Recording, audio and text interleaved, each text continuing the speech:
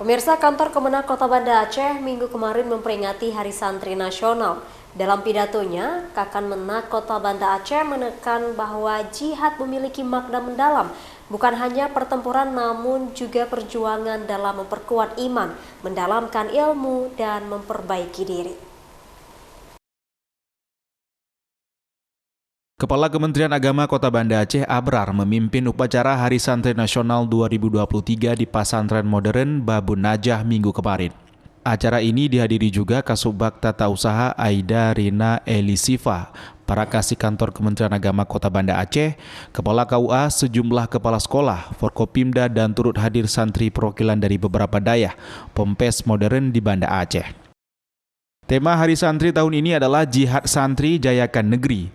Dalam pidatonya, Kakmenag Kota Banda Aceh menekankan bahwa jihad memiliki makna mendalam, bukan hanya pertempuran, namun juga perjuangan dalam memperkuat iman, mendalamkan ilmu, dan memperbaiki diri.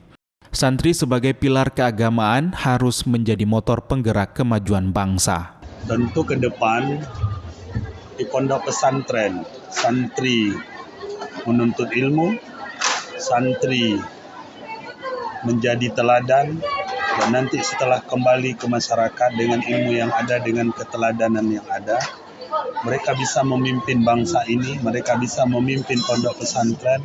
Dari mereka lahir gubernur, dari mereka lahir bupati, wali kota, dan juga di legislatif. Kenapa tidak sebelum Indonesia merdeka, pondok pesantren di negeri ini sudah lahir. Banyak alumni santri yang saat ini menempati posisi penting di pemerintahan, termasuk Wakil Presiden dan calon Wakil Presiden 2024.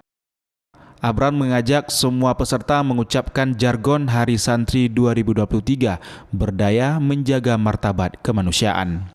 Dalam kesempatan lainnya, Abrar berharap kepada para santri yang menuntut ilmu menjadi teladan nantinya ketika kembali ke masyarakat.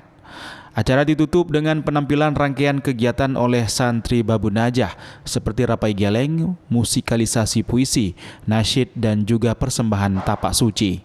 Dari Kota Banda Aceh, Tim Liputan iNews melaporkan.